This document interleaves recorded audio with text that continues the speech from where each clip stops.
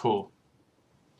And it looks like we're live on Twitch as well. So hopefully people will be able to hear me and you guys as well. So, I guess welcome to the Artificial Fun podcast. So obviously no one's here at the moment, so we're not talking to anyone. But VOD, man. VOD, you gotta huh? start off. Yeah, no one's here watching us. We talk about stuff. Hi. That's a great intro. The VOD, you gotta think about the VOD. It's not just a live stream. Oh yeah. Okay. Fine. Okay. Well, then I'll cut that part out. Oh my goodness. No, you leave it in now because now it's funny. What? Oh Is it no, funny? that's just awkward. That's just Or is it a awkward. tragedy? It's awkward and then I made it funny. That's what I do. Oh, okay, right, okay. No, well, then I'm glad you're here. I'm glad you're here. So yeah, so welcome to the Artificial Fun, I guess, podcast and vodcast, and today, obviously, this week we've had a lot of things going on. We haven't got Cameron here today because he's actually at Video Games Live. So that's pretty cool. Me and Chris actually went to that in November last year. Something like that. Yeah, so that I think it was October. Okay, in October. So just before I went to the US. So yeah, no, that was really good. Matt, have you ever been to a Video Games Live before? Okay. Do you know what it is? Isn't it like just a concert? Yeah. So Like it's a symphony orchestra or something? yeah. So they have a full symphony orchestra. Plus other instruments as well. They sometimes get rock bands in and stuff as well to play some of the more rocky tunes from like Final Fantasy and whatever. And basically, rocky tunes, yeah. Well, some of them are rocky. Or Final Fantasy, and the Zelda guys. Zelda guys, I think they're just like fan bands from around. Yeah, they make if they're in the area. yeah. So basically, they make arrangements of the of existing songs from video game music. Anyway, and so yeah, Cameron's gone to that, so he won't be with us today. So you just got me, Chris, and Matt. So this week, huh? And my Hofner. And your Hofner. If it's in the frame, I don't even know if it's in the frame. It's in the frame. It's in the frame. Yeah, we can see your Hofner. We can't see my Ibanez. So. Anyway, this week has been quite hectic in terms of things happening. PAX East is on at the moment, I believe. I think it is. Yeah. Yeah. This over this weekend. And GDC has been over this week, just gone, and another show. I can't remember another conference going. Is happening soonish. Sure. Okay. Already. So we've got quite a lot of news coming in, mostly developer news. So this week we wanted to talk about HTC with Valve bringing us the Vive headset, and some stuff that they were talking about, including Portal coming to the headset, and a miscommunication by some of the HTC spokespeople about Half-Life, so we'll get onto that. Unreal Engine 4 is going to be free, which is pretty big development, so we'll be talking about that. And we're also going to be talking a lot. So actually, a lot of it's going to be about Valve this week. So we got Source Engine 2. We've got Steambox, which they're doing some stuff in terms of streaming services, which has just come out, and also some bits and pieces to do with Pokemon Shuffle. Obviously, this is a very big new step in a new direction for Nintendo. Yeah, Unity Engine. Something about Unity Engine. I don't have the notes. I think Chris has something about that. I think it's just a new engine release, isn't it? Yeah, just a new engine. It's also, I think it might be free, even though it's not really free, but it's kind of free. So yeah, I guess let's start from the top. HTC with Valve. So, what are your thoughts? VR headset, new company entering the game. Meh. I'm joking.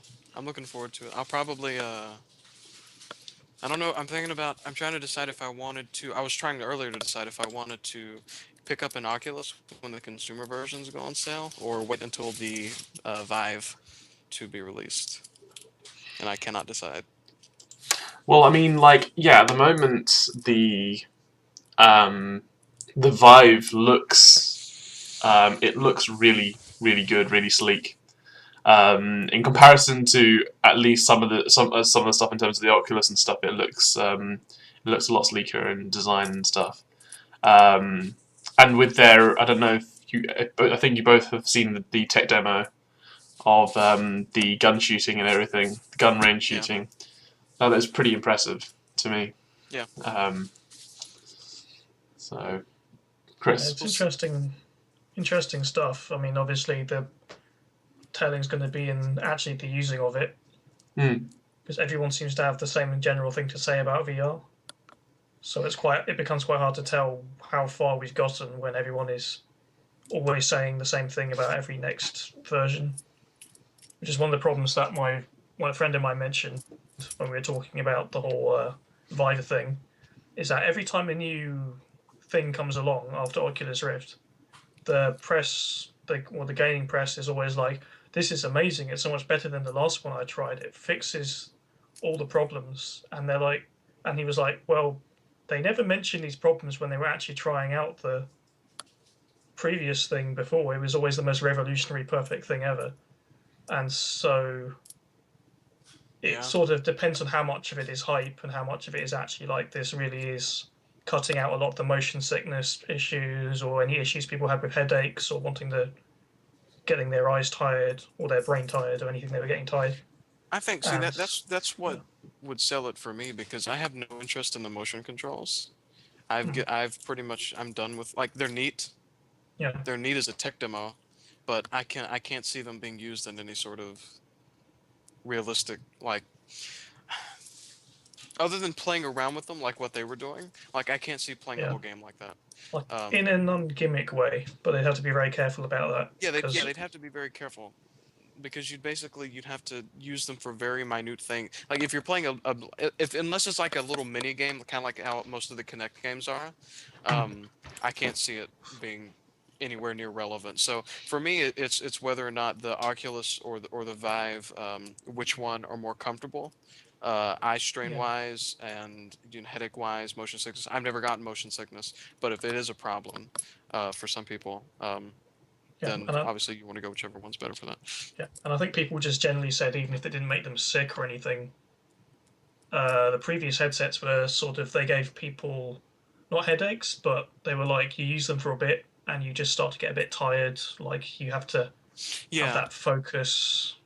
I have a friend who picked up an Oculus, one of the second kit, which was a 1080p one. He picked it up like a month ago, and he played a lot of Elite Dangerous with it. And he says it's amazing, but when you first start using it, you can only use it for like 30 minutes to an hour at a time. If you use it longer than that, you'll end up getting like a headache or something. And I'm sure you get more immune to it as the more you use it, but I mean, you can't wear the thing for 5 hours and not expect to have some sort of, so it depends on like just that kind of thing. But the motion controls, I honestly could care less about. They look neat, but the Wii controllers look neat too when they were new, and look how much they got used. I think in terms of motion controllers, like Chris said earlier, it's going to be very much a gimmick at first, and then afterwards it's going to go back to people are. I mean, the problem that we have is that the culture is has just made us very sedentary. So when we play games, we feel more comfortable.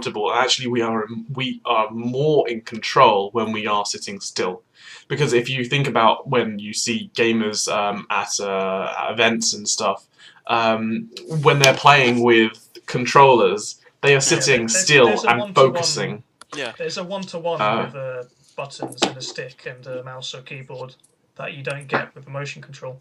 If anything, motion controls are actually less accurate in pretty much any case right now. I agree. Yeah, and it's one of those things where it can't be the focus of a game. Like the Kinect, when it started out, it was all about this crap right here. But now it's used for, like, if you look at Xbox One games, at least the ones I've played, it's very minor stuff. Like with Dead Rising, menus and stuff.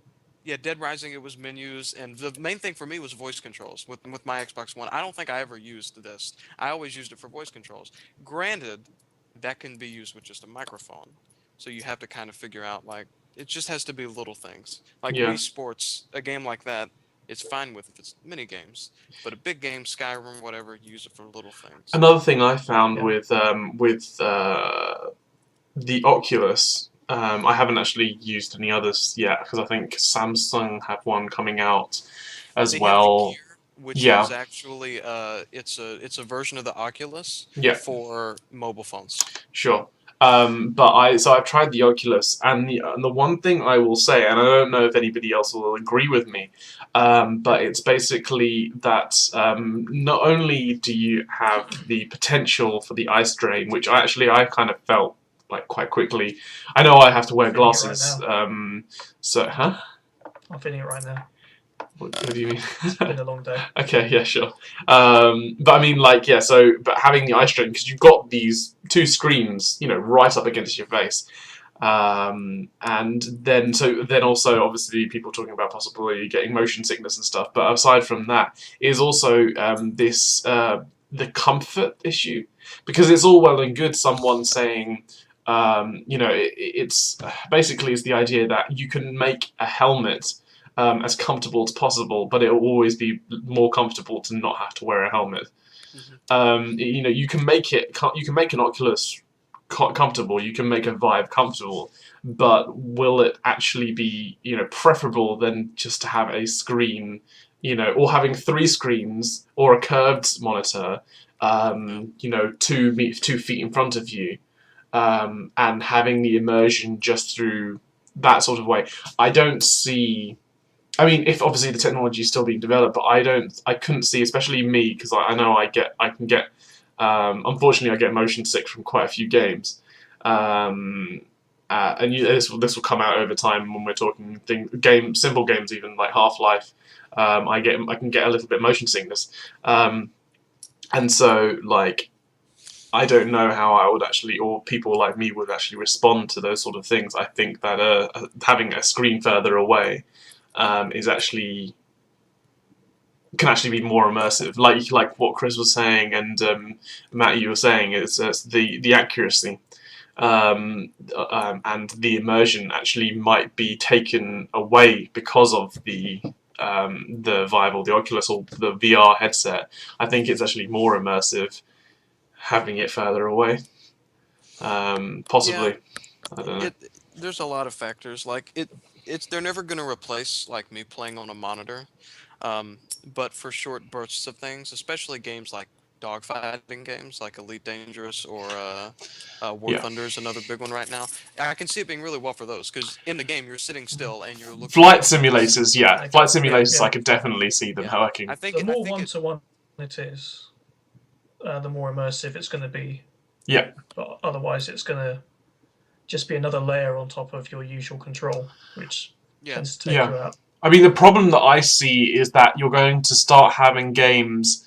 And the problem I'm going to see in terms of tainting VR is you're going to have those IPs that are not made for those sorts of games, and they're going to be pushing it. It's sort of like when Xbox 360 came out with the Kinect.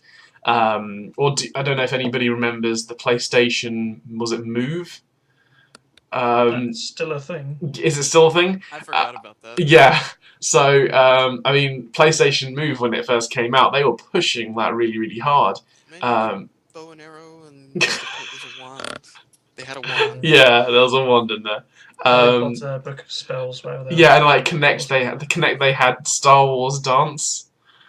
Listen. That was just one part of the entire horrible. Yeah, also, Yes. No, that was the best part of that game. I know. You kidding me? But it's basically that sort of thing that kind of scare me with this sort of new technology, because what's going to happen is you get this new technology into people who want to make cheap games, or not cheap games, but games that are just not relevant, and you're going to taint the name. Yeah, the reason they're making the game is to make something for the Oculus. They're not making a game because they want to make a game. Yeah. Like, cheap games like there's a game right now for the Oculus, and this is the main reason I want to buy an Oculus. You're gonna love this. It's a game where you're a chicken, okay, and you run around on this farm and you have to collect seeds. And to collect seeds, you dip your head, and it's the most entertaining thing to watch someone do that. But that's a cheap little free game. But stuff like that is entertaining. But it's just like the Wii Sports argument with the Wii. Like Yeah. that might be the best part of the Oculus this year. Like you don't know. Yeah, that's true. But stupid games that are well built, that's different. But stupid games which are not well, that's what I'm trying to say, is that there are going to be lots of games, the potential games, which are going to basically just show how bad new technology can be. Yeah. I know there are always going to be those sort of things, but that's just something that could probably hinder it. I just feel that the experience that I've had, the new experiences that I've had with some new technology have just been like sort of doused because of bad experiences like that. So yeah, but obviously if they're stupid games that are well built for that system, then that's different. Yeah. It's a matter of how far they can push that hardware. Yeah. How ambitious they're willing to be. Like, there can be people wanting to make proper games for it, or it could end up like another app store, but with a really fancy control scheme sort of thing. Yeah. Like, the worst case scenario would be it ends up with a bunch of expensive tech demos that are sort of neat, but they don't really provide much depth or anything that people will be looking for in the next big thing. Yeah. I mean, there was one thing that I remember, I think I watched it on the channel Linus Tech Tips, and they had an Oculus Rift, and they had a walking station. I don't know if you guys have seen that. It's a domed, like a It's an omnidirectional treadmill. Yeah, basically, and it was just a static, like sort of a static, frictionless bowl, basically, and you get strapped into a circle from around, which allows you to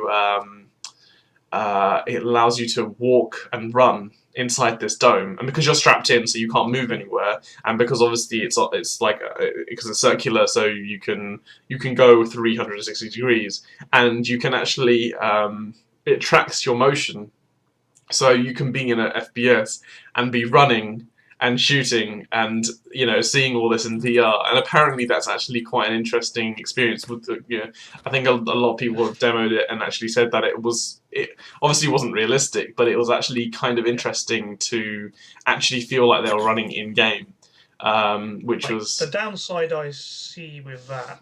Yeah, is but sorry, so just to finish my point, but that is actually one thing, because everyone's been talking about FPS games with so first person shooter games with the Oculus and with these sort of headsets, but the problem I see is that the Oculus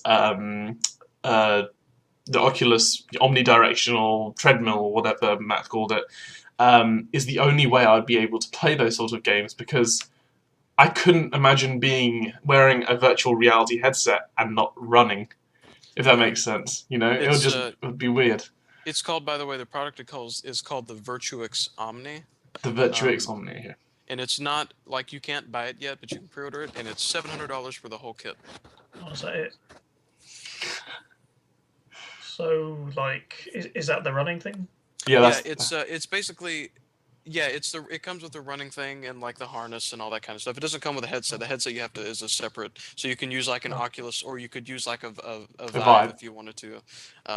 Yeah, this is for movement, essentially, is what it's for. Yeah, the issues I see with that are the price, which obviously will come down in time, although it might be a lot of time for something like that. It's a full station, so it wouldn't. I don't think it's cheaper. It's cheaper than I thought it would be, if I'm honest. Yeah, because if you look at like the Oculus Rift is what, $300 or $400 right now. I think it's $300. And this thing's only $400 more. Yeah. Yeah, I was expecting something more, so that's not too bad. The other thing is the space. Yeah, this is another thing. So it is a very big thing. It's something you put in your living room, and it's not pretty. it's not like they haven't designed it to look pretty. They've designed it totally for functionality. So you've got to be really into it to get into one of those things. Because it actually, if you want to, other than looking it up, if you want to imagine what it looks like, it looks like you know when babies are trying to learn to walk. And they've got those those sort of rings around them, and they got the wheels. It looks like that. Yeah, like old people have those too. Yeah. Those are walkers. Those are different. Walkers, yeah. It basically it looks like that, but you're in a bowl. That's what it is. Yeah, that's exactly what it is. So in fact, it probably uses to teach a man-child to learn how to walk. We can all be babbies again. Yeah. The babies 2016. If this person that's going to buy this is the person that has a room dedicated to like gaming and that kind of stuff, like a whole room. Yeah, because there's no way else. Like I wouldn't put this in my living room. I would take this out in like the garage or something and leave it there. Yeah, it's not what you call like plug and play. I mean, like part of the advantage of a console, technically, is that you can just turn it on, put in a game, and play it. Well, actually, you put in a game, you wait an hour for firmware updates, and then something goes wrong, and then you turn on the game again, and then you play the game. But it's like you don't really get that experience when you have to plug yourself into an entire thing. Like, I think even if someone was excited about it at first, it would slowly get to the point where it's like, I can't be bothered to, you just come back from a long day at work or something. I want to play some video games. Time to strap myself into the Babytron. I'm gonna strap myself into this thing so I can play so I can run on a treadmill. Yeah, and the thing is that even this is the problem that I see, is that you've got casual gamers who, or let's talk about in terms of this sort of thing, we'll consider casual gamers people who play like who will play like Call of Duty, Battlefield on a regular basis. We'll call core gamers people who are willing to buy this sort of products. And use it on a regular basis, and then we've got like the hardcore gamers, who are people who probably take it a lot more seriously. I don't know what they're trying to, what virtual reality. What are they trying? What niche are they trying to target? Because casual gamers are not going to spend that sort of money. Hardcore gamers, they might though. See that's the thing. They like you've got Sony working on VR headsets for like the PlayStation. And these things are not difficult to set up. The Oculus, at least the current version, is literally plug and play. Like the Omni thing, that's a totally different situation. Yeah, we're talking about the Omni thing here. But yeah, I don't know. I don't think like it is a niche market, the Omni thing. Like I would never buy one just because I don't see the benefit. Like it's neat. It would be neat to go to a friend's house and use every once in a while, but I would never buy one.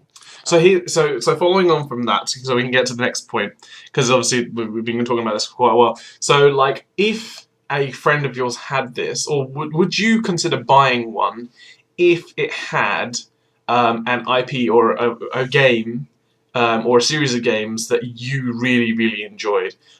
So basically you wanted to get into the point where in a recent article or a recent interview with one of the HTC spokeswomen, I think it was one of the spokeswomen or spokesperson. Let's just spokesperson. Yeah. So basically,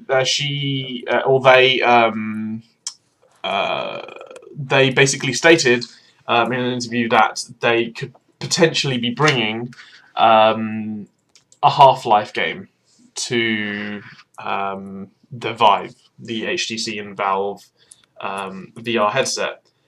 Someone mentioned Half-Life development. Is it the Vive or the Vive? Vive, V-I-V-E.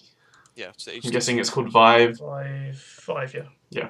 So, but like, we'll get onto the disappointment of that news in a bit. But if a company was bringing like a certain like IP, would that push you to wanting to buy it, or would it have to be significantly?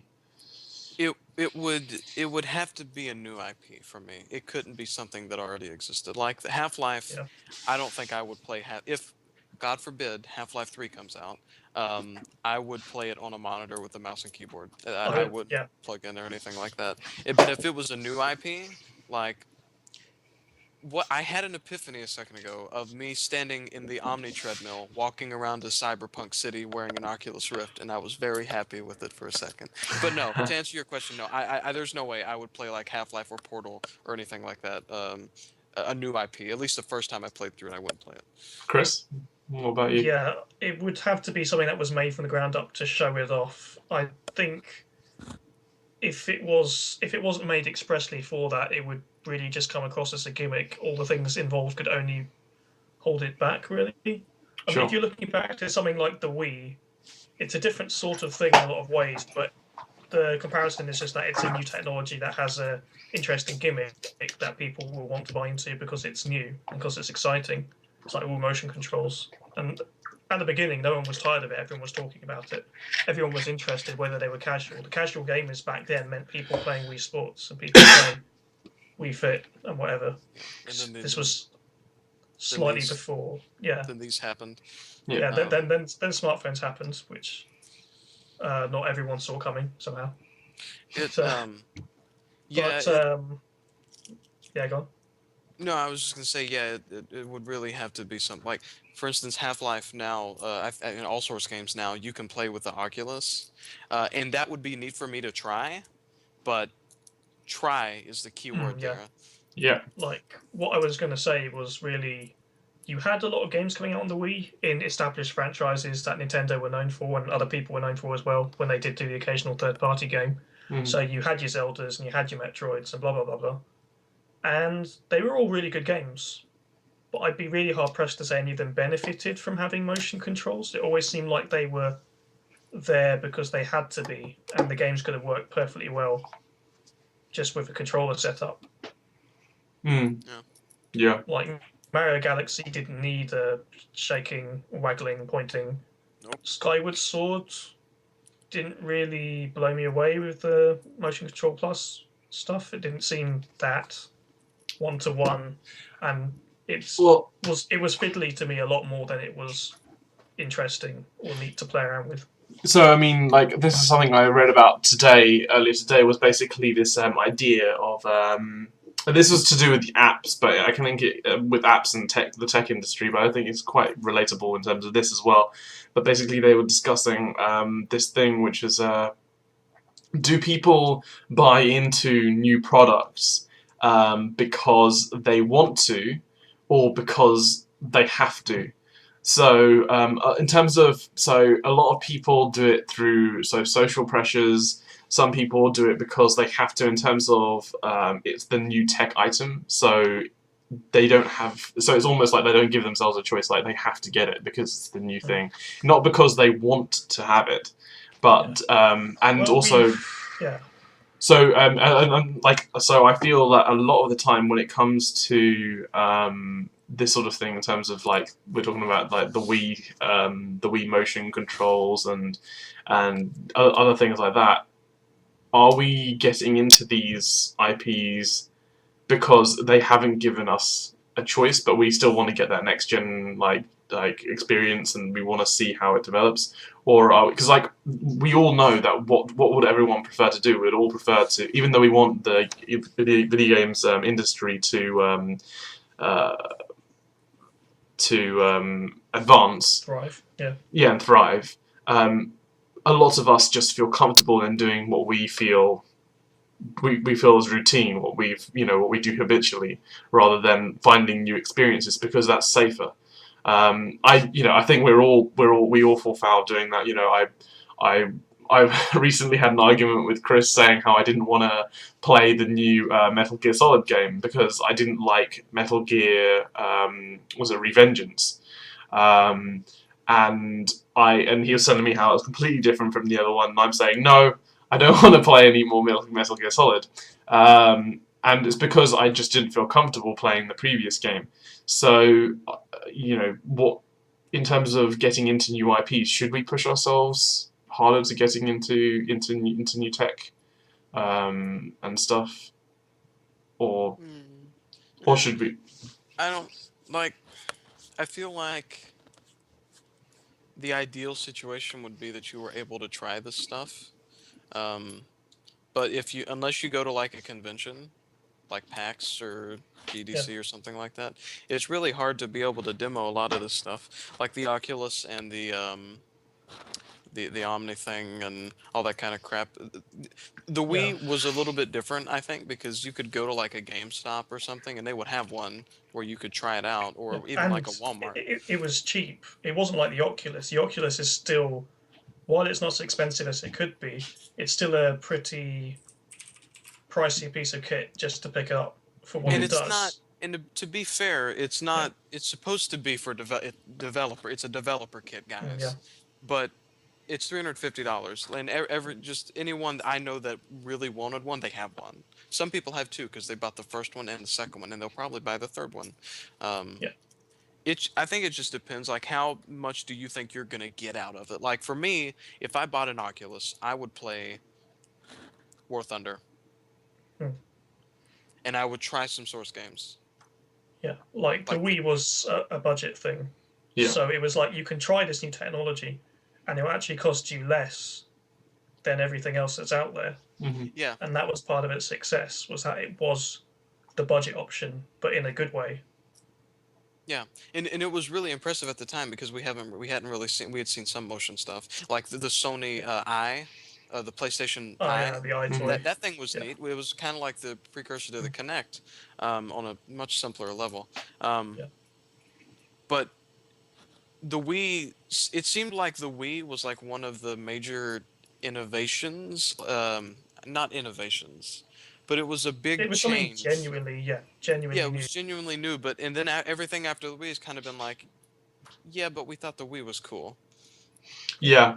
Well, the thing with the Wii is that it worked really quite well. The problem was the form factor that it worked in was clunky. So I think that, I mean, the whole waving around, it was generally relatively accurate. It worked fun. It was fun, and people used it like quite often in terms of like people weren't afraid to use the whole motion controls. It wasn't like people didn't want to use it. People actually, would use it regularly. I just feel that the actual form factor of the controller being so rectangular, and also the fact that they styled the Wii in such a way that it made it look too childish.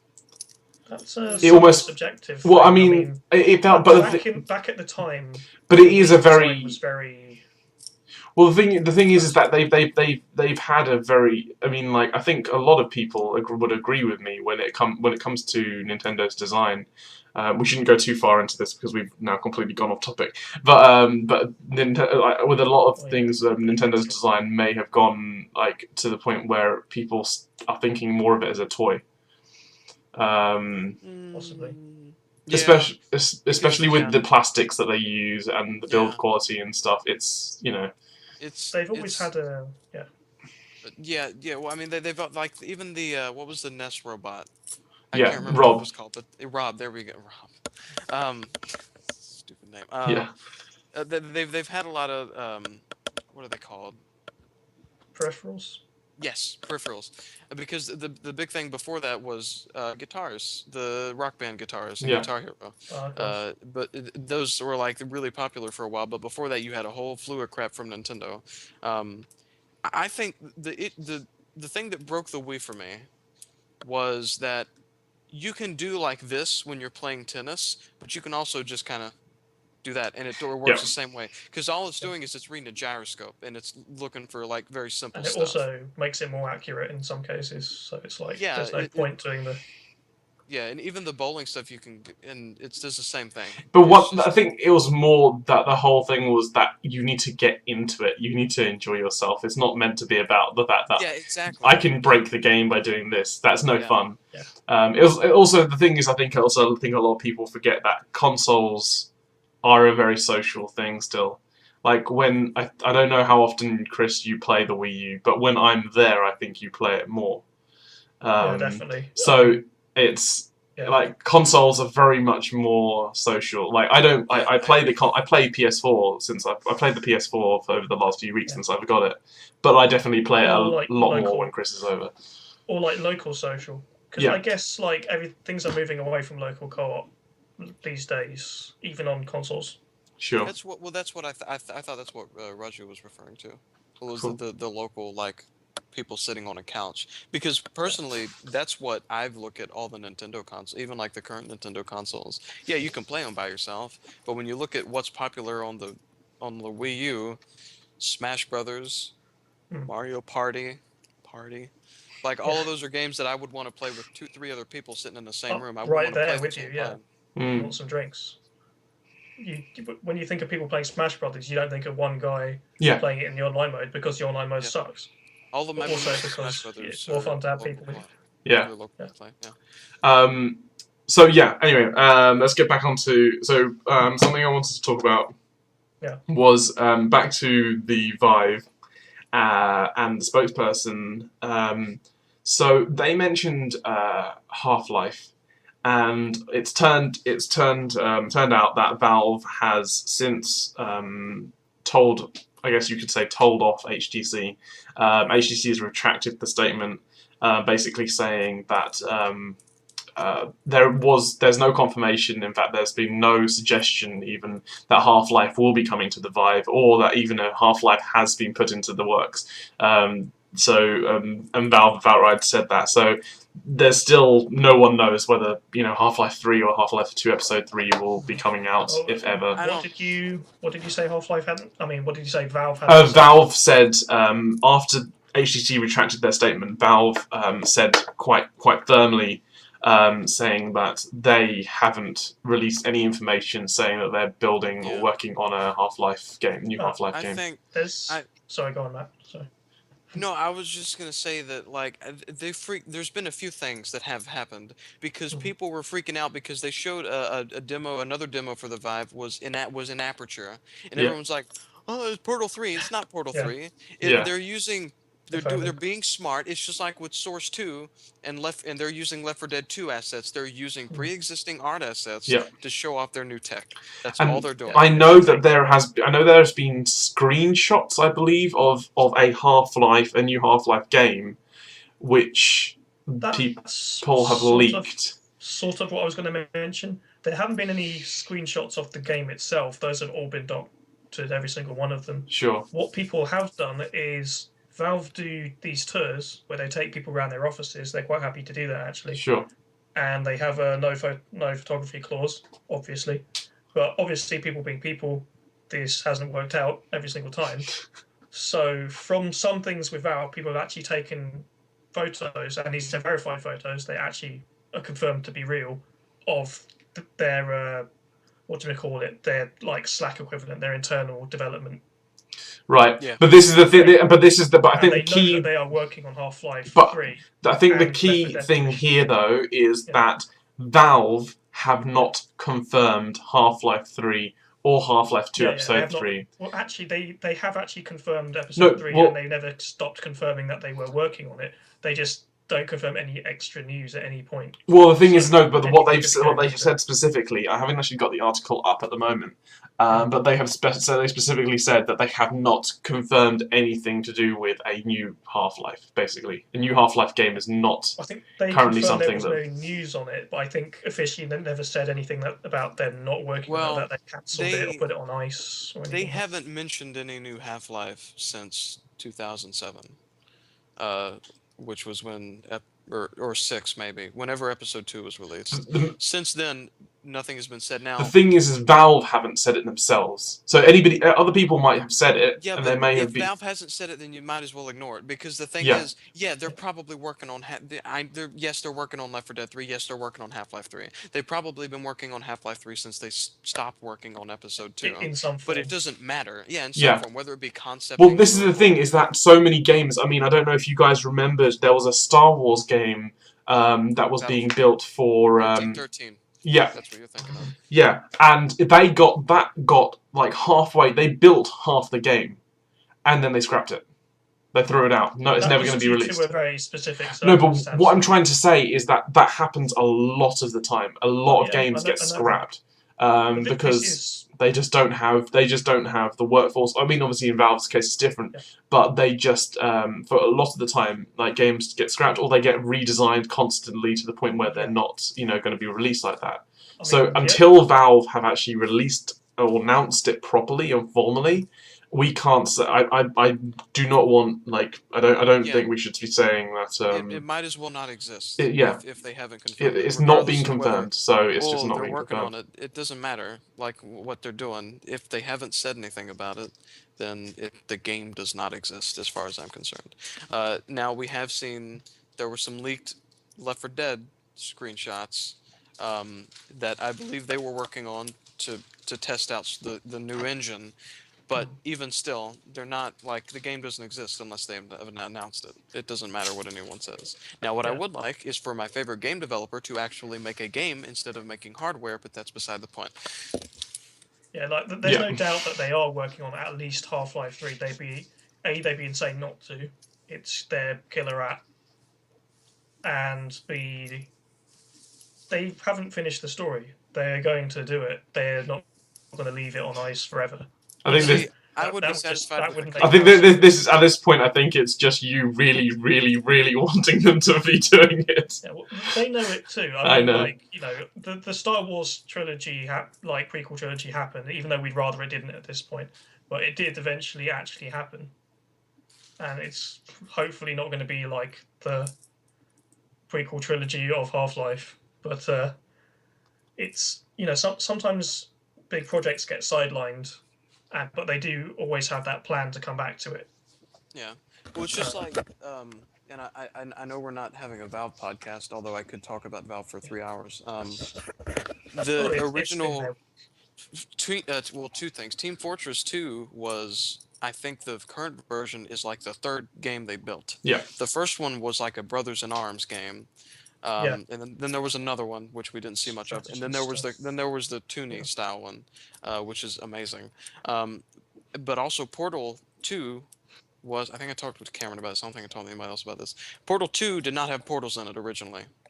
Portal 2 was a game that revolved around a I can't remember what it was called, but basically it was something to do with the mechanic that they haven't really talked about because I think they want to use it in the future. But it had something to do with apertures and cameras and how they handle lighting. I'm sure. I think it's happened in quite a lot of games where they've had one game and then they've reskinned it to make a completely new game. I mean, I know from watching a lot of Jontron and some other people, where they've mentioned that basically these original games were never meant to be the original games. I think it's I mean, like, was it Resident Evil? I think it was. Chris, you were talking about it with me the other day. Was it Resident Evil or Silent Hill? What you're possibly thinking of is Resident Evil 4. That was it. Had a tech demo that was a lot more action focused, and it was third person, and you did loads of crazy combos. And they went, this isn't Resident Evil, but if we take this system, make a new hero, put a red jacket on him, and make him fight demons, then you get Devil May Cry. And that was it. Yeah, Devil May Cry. Yeah. It used to be Resident Evil. Yeah. So Devil May Cry came from Resident, and this is the thing, is that, like, a lot of the time, I think there's still, and this probably still happens. I mean, you're talking about it now with Portal 2, so it's just really been quite recent. It was a mechanic called f-stop, and the idea was you could change the environment using the light, because an f-stop deals with how how a lens receives light. But everyone that played it, and apparently, like, Valve went crazy, like they stopped a development for like a year to work on this. But everyone that tested it was like, "Where's portals? The game's called Portal 2. Where's my portals?" Fair enough. So I think they should make a prequel or something with f-stop in it. But apparently that happens a lot. Yeah, I mean, Portal itself seems like something that would have spun off from Half-Life in a way. Like, maybe they came up with the gun for. I think a lot of people. I mean, people. This can be a whole game on its own. I think a lot of people have theorized that they're in the same universe. Oh, they are. They're in the same universe. So they are. Like they actively. Mason. Yeah, and in episode 2, like, Aperture, like the Borealis at the end of episode 2 was spoilers. it was an actual thing, and then they I talked think about Black Mesa. It's not that I important. think I think I think spoilers are only valid. Like I think people have said like after a year, 10-year limit at the most. 10-year. Well, then we've gone. We're close. We're very close. We've made it. very We've made No, close. it. I think a 2004. year. I think a year after the game has been released is a good amount of time, and it's been a good like 6-7 years now. So But I mean, Episode 2 the was Borealis. 2 years. Yeah, the Borealis doesn't really have that much importance yet, and it won't until Episode 3 ever comes out. So we can probably assume that it's not really a proper spoiler. Like, say, someone dying or someone getting kidnapped or something. Yeah, that's all I'm going to say. It's 5 years old. I don't know what or the game is 8 years old. I don't know why I'm like, don't spoil it. Exactly. To be honest, then, it's like everyone knows. They just want to know what happens next. Yeah. That's all anyone is waiting for now. No one's going into Episode 2 going, oh, so this is what it's all about. They're just going, everyone is just waiting for Episode 3 now. No one interested in Episode 3 has not played Episode 2. Yeah. It's just been too long. We're so tired. So... Oh, Chris is just breaking down. I was in middle school when I played Episode 2, Chris. Okay. You what? I was in middle school when I played Episode 2. Oh my. I was just about to go into uni, so... I was doing my A levels. Yeah. Oh yeah, I was just finishing. I think I was finishing college. Well, yeah. What was there? I know we had other topics that you wanted to. Yeah, so we wanted to talk about Unreal Engine 4 being free. Ah, yes. This is all a bit free question mark. So well. Okay, yeah. So basically, the main thing was that Unreal Engine 4 will be free for all developers, except that once you start earning over $30,000, for each $30,000 that you earn on your game, you have to then pay Epic 5% of your revenue. So for each 30,000. So what do we think about? I mean, obviously, there's Unity Engine, and there's other engines out there. But in terms of developing games, So the first thing I would say is that nothing about this is anywhere being worse than what it was before. Because before, you still had to pay them royalties, but you also had to pay per seat of the people that were developing it in your company. And in fact, I think the royalties were more expensive if you hit a certain level. I think it was 30,000. It was after 30,000 for the first 60 or 90,000, it was 5%, and then I think it went up, depending on how much you were making annually. It was weird. It was crazy financial stuff that I can't handle in my brain. But now you just have to pay 5% royalty, which I think is totally fine. I don't see an issue with that. The only thing you have to factor in there is you're also paying. When you put your game up, the only other person you have to pay is retailers now to sell your game for you. I think it's great that it's free. I don't know what Unity does now. I don't like Unity personally. I prefer UE4 and Source. Understandable. Yeah. Well, it's not a bad engine. It's just for AAA it has some titles. restrictions. Yeah, it's. I think it was great. I think the core idea of it when it first came out was that it could be ran in a mobile or in a browser, and I think it still holds up to that, and it still does very well. Now, Source 2 was also announced, and it's free, and they don't even charge you royalties. What they do, which I'm gonna say what they do, and then I'm gonna bring up a very interesting issue. The way that they're gonna handle it is it's free to enter all content creators, but you have to put your game on Steam when you finish making it. And then I think Steam takes a 30% cut of your sales. Now, that's not too bad because they already take that anyway. So nothing's, like I said, nothing's getting worse. Problem: what if Valve doesn't put your game on Steam? Well, because you have to either they put it. Here's the thing: they either put it on Steam automatically. You go around Greenlight, or you go through Greenlight. What if you get denied? Then you can't sell your game. So there's got to be something that they haven't told us yet on how to deal with that. Because from what we know, if your game's not on Steam, you can't sell your game. Okay, fine. Let's put my game on Steam. You can't put your game on Steam. Now I can't sell my game. I mean, one thing to consider there is that the green light process is dealing with all sorts of games from all over the place on all sorts of engines. Yeah, so does Source 2 get special treatment? Like what happened? This is what's confusing. It seems like Source 2 is going to get special treatment on that because typically you haven't gotten too many games that have been using the Source engine. And this is the point that I was about to make, was that in terms of people using the Source 2, I think with Valve they would probably filter through development teams who they wanted working with the Source engine as well. Even if they were keeping it open for people to use, I don't think they would just let any old developer to use it. Unless they knew that a certain type of game was going to be coming out from it. No, they'll use it. They'll absolutely let people use it because that's the way Source is now. You don't need to, unless you want the source code for the engine. You can do whatever you want to with Source right now. The source code you have to pay for. You have to sign a contract with Valve.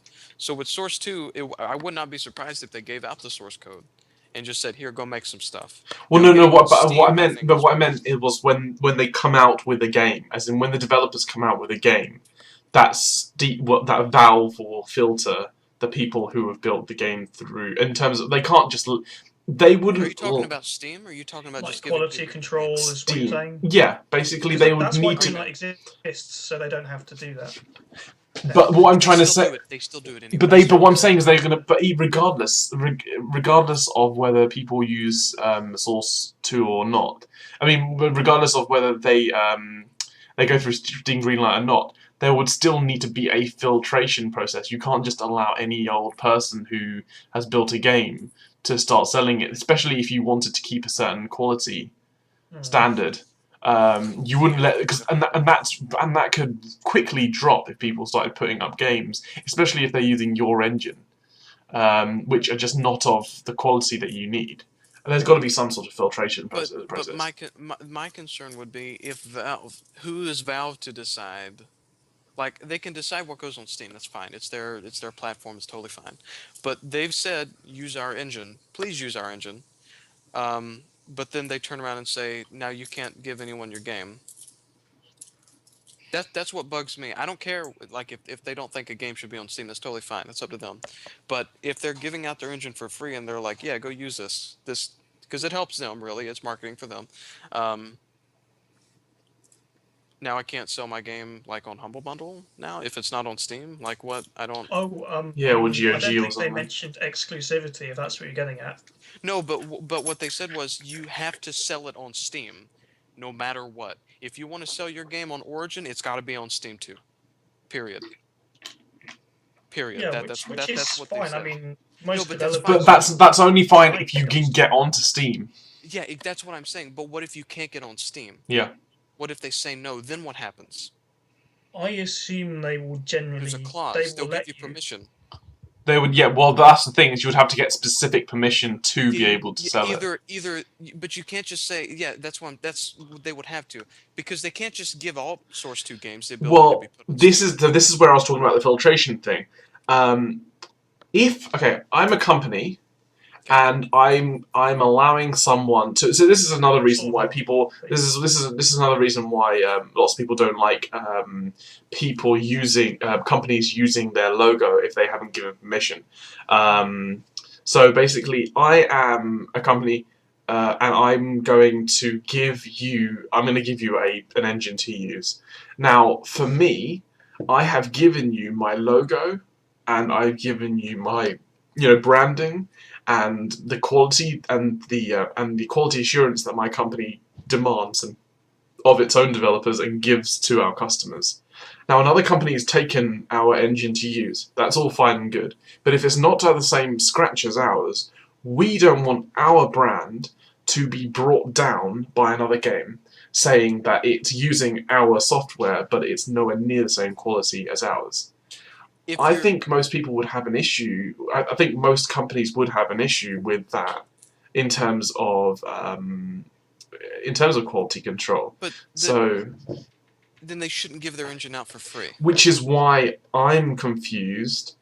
Why? Because the thing is that if they're going to be doing this sort of clause where you have to sell it through Steam, well then and before you sell it through anywhere else, that's a very, very definite thing to say. It's based on wanting to keep your own quality control in check, basically. But You're basically saying you have to go through our filters before you go anywhere else. Yeah, that's all that concerns me. Like, because you can give your game out for free, and it's only if you're selling it. Like, if you want to, if it's a free game, you can do whatever. But the moment that money starts being a thing that's happened, that's when Valve's like, hold on. But I don't think that it's as much bad PR as you might think it is. Like when a crappy game comes out, if they use a certain engine, like there's been tons of crappy Source Engine games. There's been tons of crappy Unreal Engine games, and Unity. It's just. Yeah, I don't know. I don't know. I think there's probably just something that we haven't been told yet that we will be told when Source 2 is available for. Yeah, we don't know the nitty-gritty of the details yet, so it'll become a lot more apparent then, I think. Yeah, no, definitely. For now, we can only really guess. Hope their editor's better. Yeah. Yeah. So I think the last thing I wanted to talk about today, before we all head off, is Pokemon Shuffle and the direction Nintendo is going in. I can provide no input on this subject. Well, basically, if everyone, I don't know if everyone's heard, but basically this week, Nintendo announced that they have had over 1 million downloads on their new free-to-play game called Pokemon Shuffle. And basically, this game is it's a puzzle.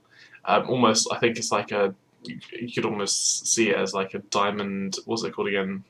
Match 3? Yeah, like a match 3. Bejewels, that's it. Bejeweled. Diamond. Like a Bejeweled style game for Pokemon, which is obviously using a very, very big franchise name. So it's quite a adventurous thing for Nintendo to do. But most of all, it's a free-to-play. I guess you could almost call it casual game, which is definitely. Would you say it's a first for Nintendo, or like one of? They've done I don't know. three. Okay, I'll chime in then. They've done 3 games before, and 3 games with sort of elements of. I mean, okay, it's not like the first 3 game they've done before, but it's the first 3 game they've done in this sort of vein. Is this a mobile game or is this a Wii game? Oh, no, this is a 3DS game. Okay. So this is an interesting, but this is definitely an interesting step for Nintendo because they're using a large franchise name along with this game. It's gotten very popular, and it kind of begs to ask the question like, where do you think the direction of Nintendo's handheld market's going to start going? Because I mean, obviously it's been people have been talking and asking Nintendo to start building and possibly going into mobile development and casual gaming apps. I mean, Nintendo are the kings of mobile gaming. They're the ones who, well, not the kings in terms of monetary, but in terms of handheld gaming and mobile gaming, as in being mobile. They started it. They're the ones who started. Yeah, they're the ones who started it. They were the original handheld, console. Obviously, people have moved since to tablets and smartphones. So, do you guys think it would be an interesting move, or like, what do you think about this sort of move? To move into smartphone. To move into possibly going into more casual gaming sectors and like possibly in smartphone territory later on. Now that I can actually talk about it, for Nintendo, I don't think it would be a surprise, because a lot of their stuff, like Pokemon and all of that, they do a lot of handheld stuff already. So I don't think it'd be too shocking. Now the part of it where it's free, like does Shuffle have any like microtransactions, or is it totally just a straight up free Yeah, game? that's part of it. It's That that so kind of game.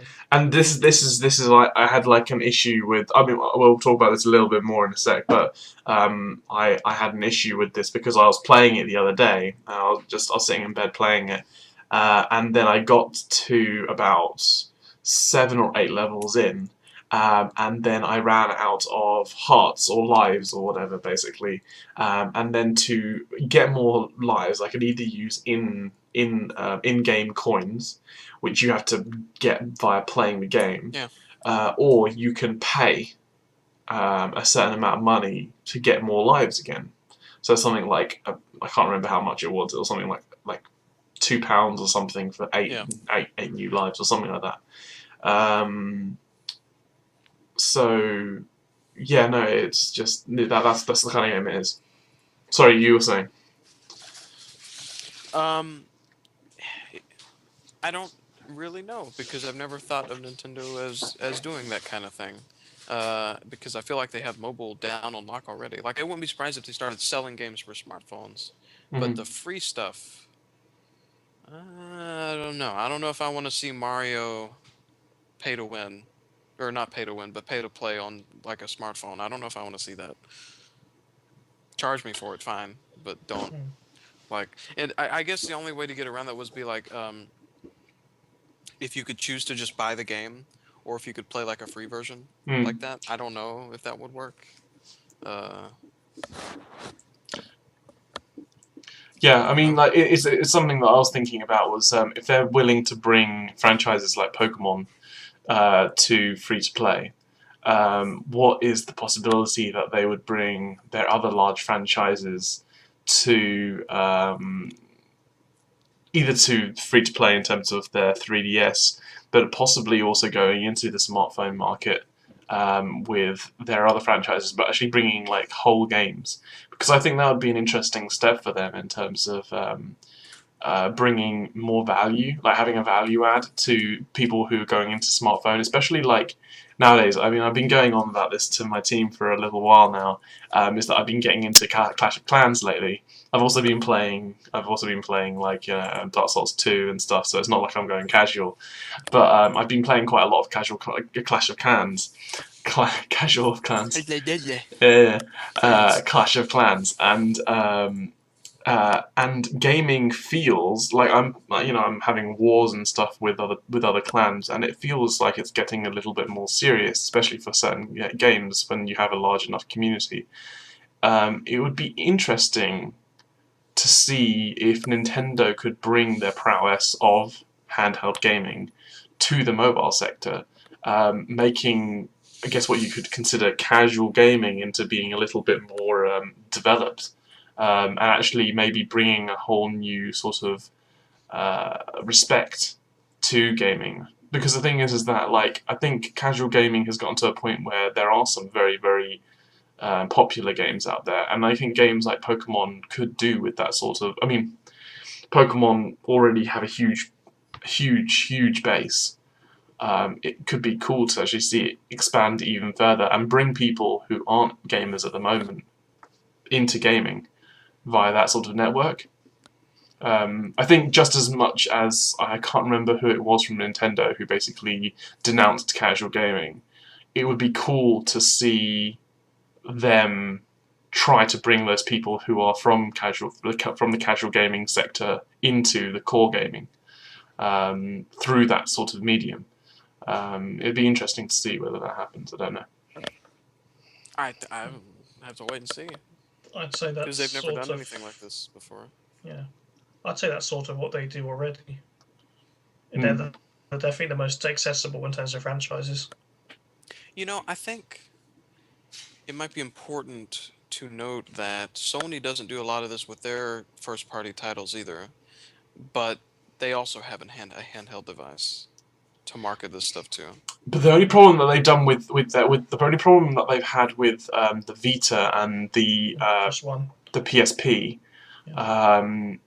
was that the form factor has always been quite unpopular. In terms of the size and in terms of the shape and the. I I'd prefer say the that's the Vita least. over the. I'd say 3DS. that's the least of its problems, honestly. Well, I mean, the thing is that also the form factor of like the buying the in terms of like the discs, and in terms of the SD cards. yeah. I don't even think the Vita comes with an SD card. I think you have to buy one. And also the And price. they're proprietary. And they're ridiculous. The price and the origin, and also I think also the launch titles. I think because and also a lot of the titles. I know that they've grown in terms of their library, but when you get a 3DS or when you get a Nintendo handheld, there's a promise. Pretty much, there's a promise of a new Pokemon game. Yeah. There will be a promise of new Mario games. There will be a promise of new Zelda games. You know for a fact there will be loads of new franchises and new games which you love and play and have played since you were a kid. So with Nintendo, with basically, I think the biggest thing with which PSP and PS Vita versus Game Boys and Nintendo handhelds is that Game Boy and so Nintendo they have a history that everyone trusts and respects with handhelds, whereas I think with PlayStation and Sony they don't have that history. They just don't have the trust that people have with Nintendo. I think Nintendo survives off of Nintendo, which is not the same. I've got to get up really quick. I apologize. That's fine. Continue.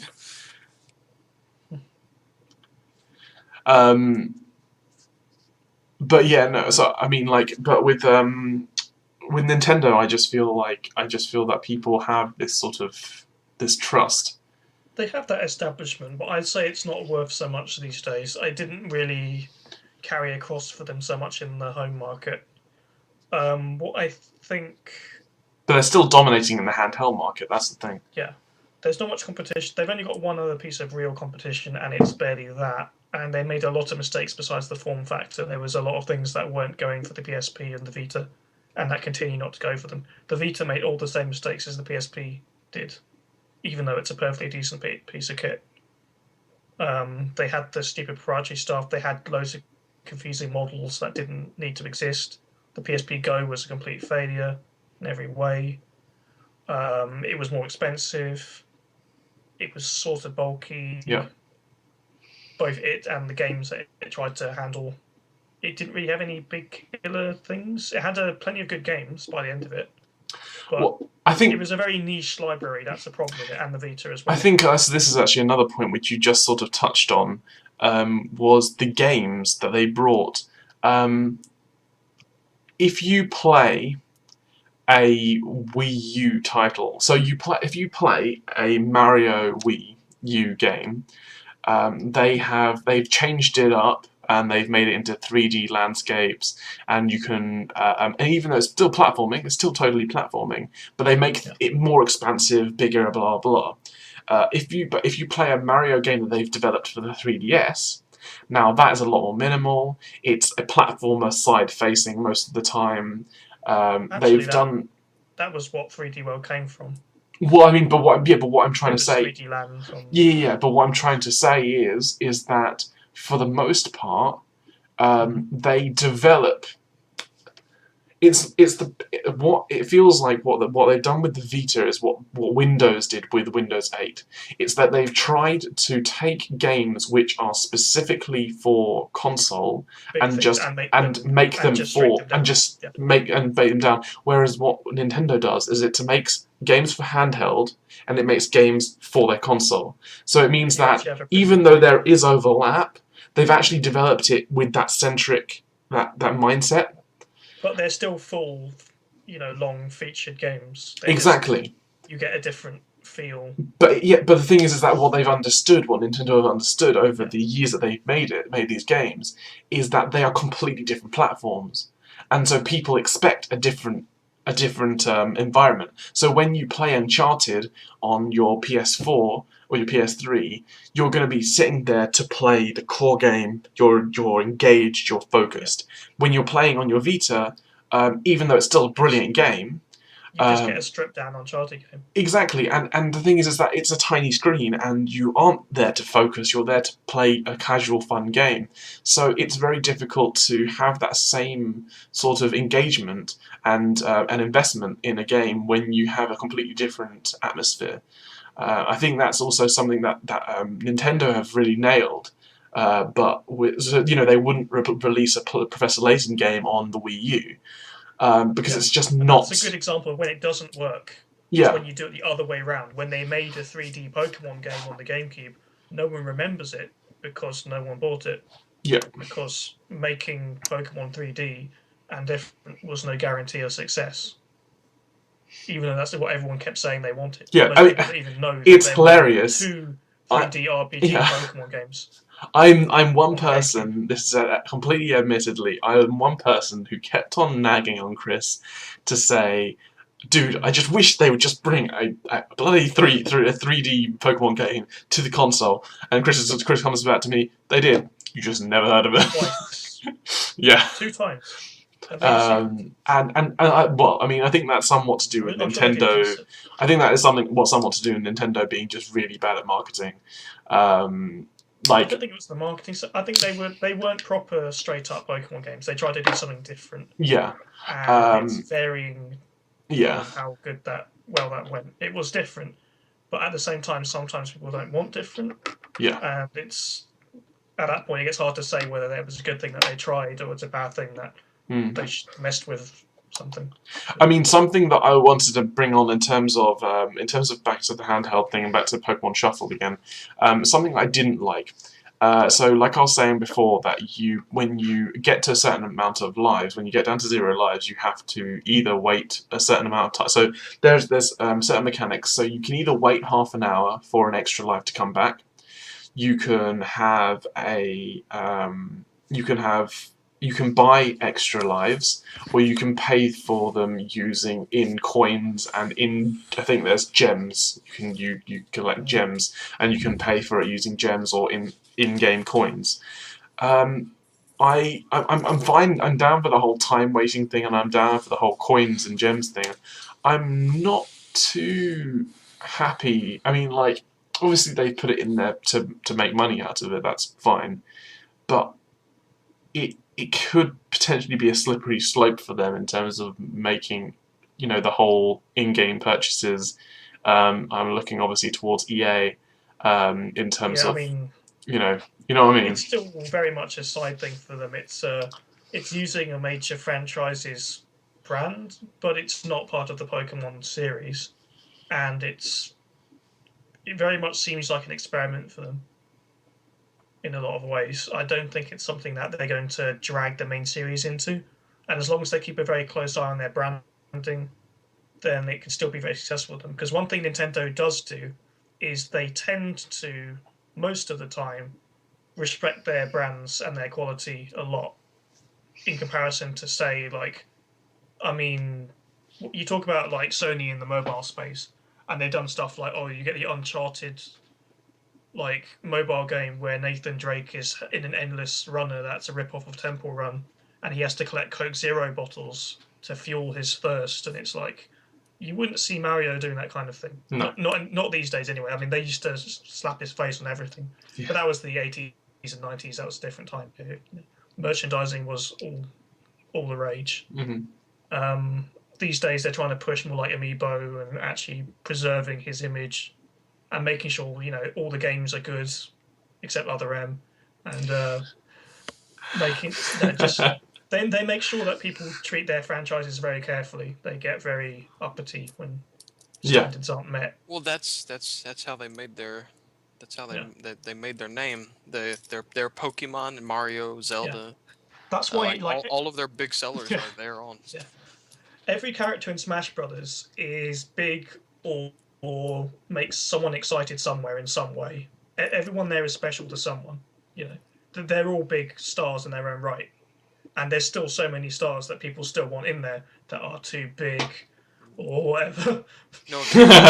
No. Everyone's thinking about one particular creature.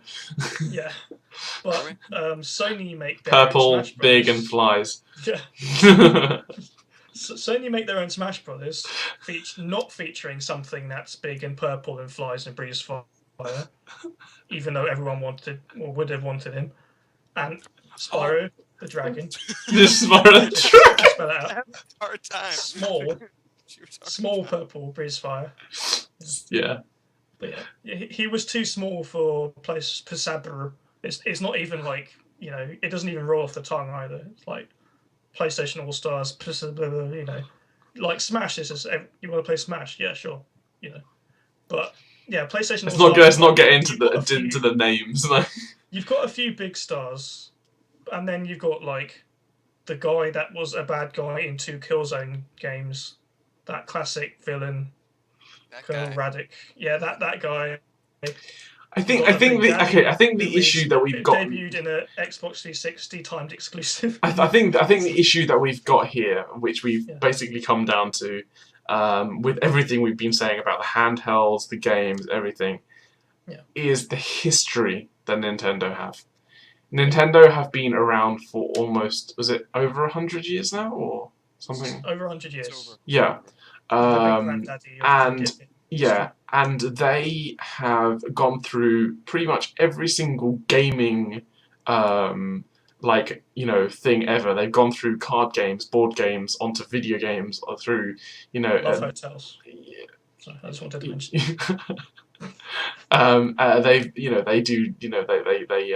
They do lots and lots of dating games in Japan, and they do. They used to. I still think. Don't they? I swear they have their own franchises still. No, okay, fine. But still, basically, they have a huge amount of diversity that they've built over many years. Made a lot of mistakes. They're still making mistakes, and I, for want of a better word, I shit on them all the time. I love Nintendo to pieces. Chris can vouch for me when it comes to that, but I will shit on them all the time.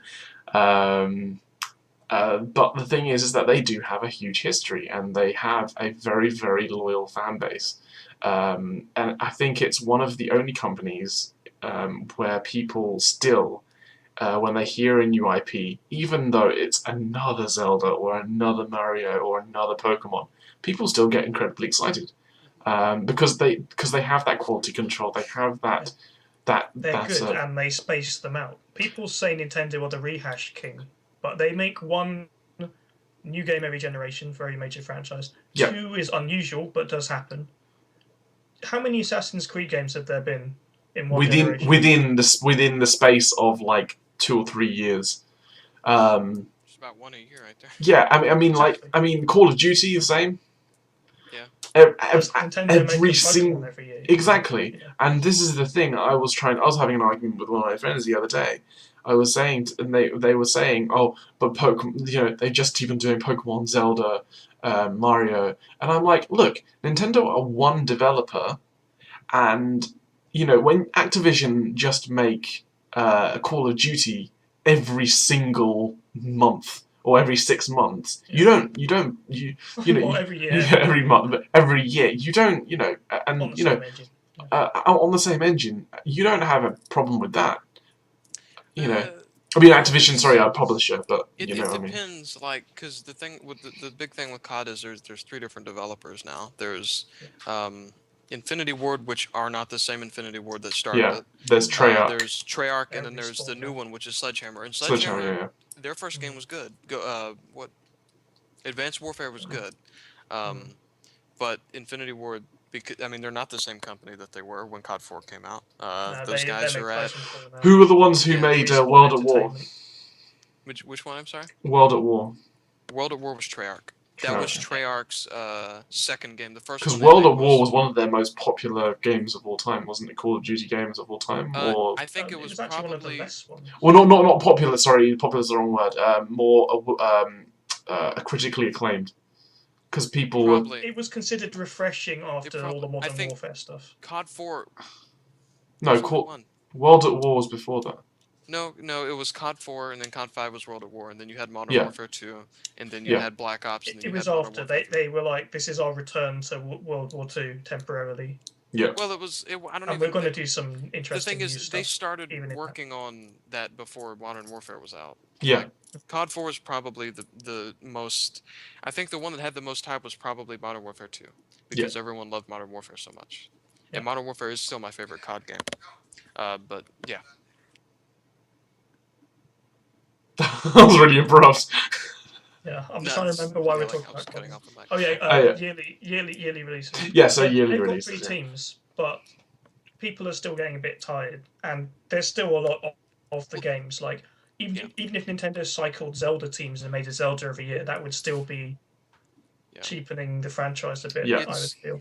Yeah, the franchise, no matter, I mean, even if like these teams, the COD teams are spending like 2 or 3 years on a game, it's still a game every year. I think. But at least with like Mario, like you look at the Mario games and they're very different. You had they're very GameCube had Sunshine, we had Galaxy. the one with the Galaxy. the one with the balls.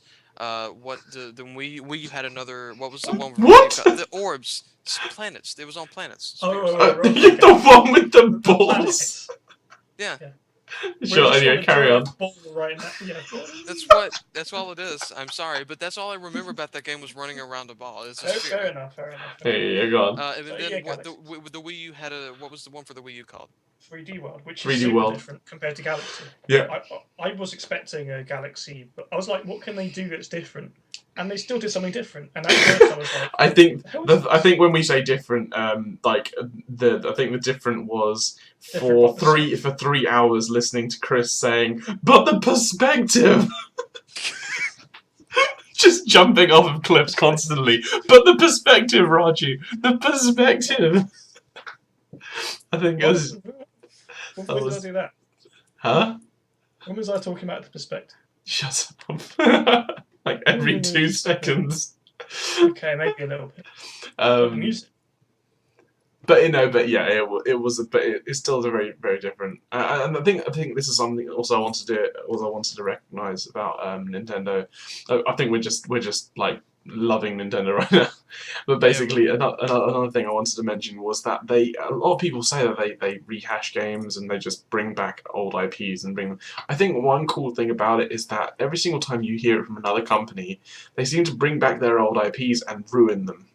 Yeah. When was the last time that went well for them? I know. Thief came back, ruined. It wasn't terrible. Rome Total War. They brought Rome 2, and it was awful. No, so this is the thing is I haven't actually played the original Thief games and I haven't played the new Thief game. I bought them both. I didn't actually like the old ones, but that's only because I didn't play them back then. And I don't think I would. I'm not really into stealth games that much anyway. But I know from everyone else's, perspective, it's been pretty shit. I have no nostalgia for Thief. I played the first 3 Thief games in 2011. So there's no rose-tinted glasses here, no nostalgia goggles going on. They are amazing games. That goes well though for some people. Fallout. Went great for Fallout. Went great for. And it also but it went badly for Rome Total War 1. Rome 2 was pretty awful. In comparison. It's a gap, but they've been making Total War games for ages. Yeah, but what I'm trying to say is that. But what I'm saying is that they've made a revival of that. Because that was their most popular. That was their most popular. Stuff like Thief and like Deus Ex Human Revolution, which is one of the few cases where it actually went pretty well. Yeah, but then there was another game that was pretty big, which it wasn't a rehash, but it was obviously Duke Nukem Forever, which was bringing back an old franchise which they wanted to do. Obviously, you've also had good things with like Wolfenstein. Obviously, Wolfenstein did really well as well. Yeah, it's getting a prequel. But the thing is that but what Nintendo seem to be doing is that they take old titles and they shine them to a complete polish. And I think the best thing that they do is they actually give a lot of respect to a lot of their old titles rather than rushing them. They spend a lot of time working with, especially they work with a lot of original directors and developers. The original people, they get them back in.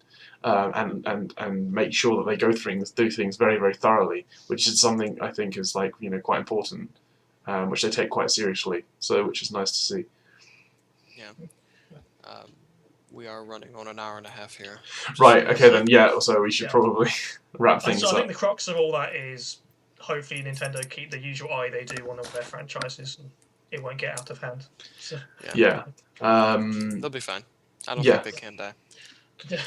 Okay. Cool. So we have gone through everything. I think. Really I think something I'm going to mention now. I think, which is probably a good idea, is that I think this show is probably going to be better if we don't structure it with topics, and we just start off from one topic and we just start talking. Talk about stuff. Because I can see how these run on for a long time. I think you should definitely get a list in case we don't have any, like we can't think of anything to talk about. Oh yeah, no. I'll keep a list here like all the time so that we've always got something. Okay. It's like we're doing now. It gives us something to constantly go on to. Yep. But I won't structure it because it means that we can just talk. Naturally.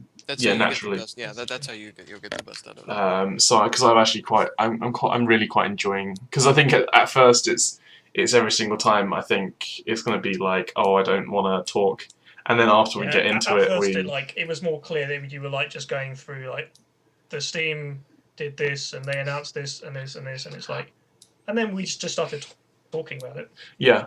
So I think that's how like it would be cool to do it. Yeah, I mean, we didn't even get to Resident Evil. Oh yeah, we are. One person cares.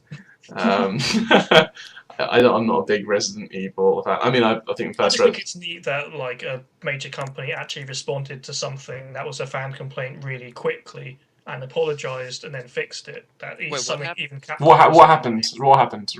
Okay, so we'll do this real quick. We'll do it real quick then.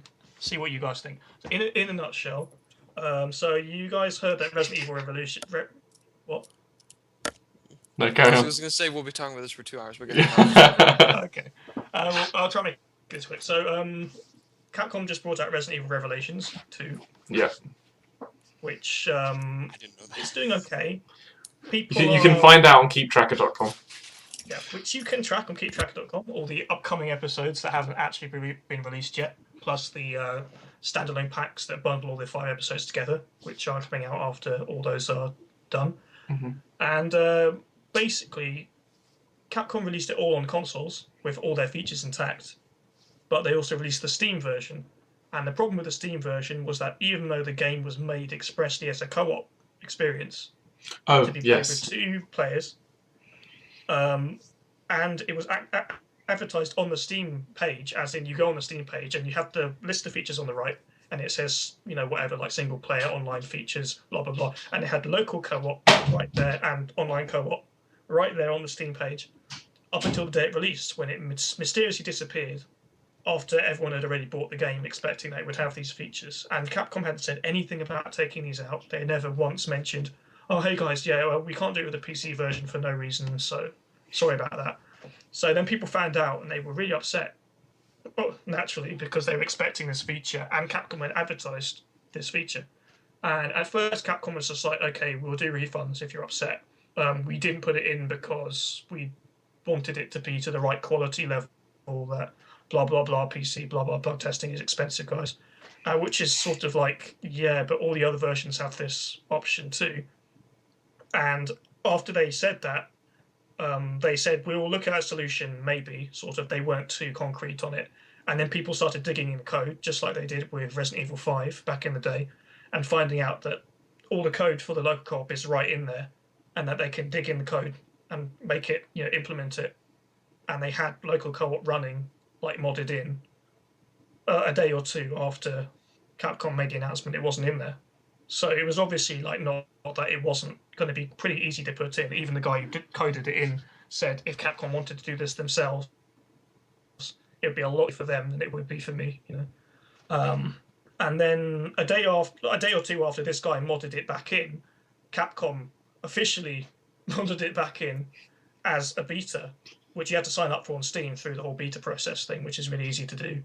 And they had it up and running, and they basically said, like, okay, we're really sorry about this, guys. We have an official formal apology, which isn't something companies do properly or sincerely very often, or not in any way that actually matters, as in this case, in which they actually went and fixed the problem, which is something they don't do very often when they apologise. or right away. And they said, we're putting it in beta because we want to get it out there as soon as possible, even if there are issues, and you guys can help us test it out. Which, yeah, they even should. though I it's, think that's a good way to go about it. I think they should have done that to begin with. If they Yes. were worried about the about it not working well, just release the game and then have a beta channel. It's just like Homeworld Remastered got released, and the online for it is a beta, and it clearly states that it's a beta. I think the best way to go about it, honestly, though, is the, like, I know, however irritating it is the GTA 5 route, is postpone the release until you fixed it. Yeah. Don't release it unfinished, because it's the one thing that people have been really, I mean, especially recently, it's been quite a touchy subject, is companies releasing games before they've been finished. And then having to do major, like, you know, updates and patches to games because they've just had too many bugs and, you know, physics engines going kaput and stuff like that. So anyway, I think we're gonna call it there rather than carrying on talking about this. Yeah. So in summary, two sides to this. Like, they shouldn't have done it in the first place, but well done for reacting quickly, I guess, guys. Yeah. That doesn't make up for half of the wrongs that Capcom has done with the game. Yeah. Now stop sucking. Yeah. So yeah. Cool. So again, so I just want to say, not even again. I just want to say, obviously, thanks for you guys to come on. Obviously, we're doing this every week, Saturday, 10 o'clock GMT. You need to look that up in the Eastern. 5 o'clock Eastern. It's about to change, actually. That's about to change. It's because clocks go forward soon. Yeah, so now, if you type something Eastern into Google, it automatically it'll convert it if you type it. Which it didn't used to do. It's really handy. Clock forward. So does that mean it'll be 6 o'clock? So it'll be 6 o'clock Eastern from next week. Yep. Okay. Cool. So yeah, if you guys want to check out the website, it's www.keeptrackr.com, where we have content on video games, and you can track their releases and find out information on all your favorite video games. We are currently working on a new website, so that's hopefully going to be up soon. But we will get back to you on that, and we'll keep you updated on those sort of things. Obviously, tune into us every single week, and we'll bring you more opinions and news from the weeks. I'm Raju. We got Chris and Matt, and have a good weekend, guys. Yeah. Later. Okay, and let's...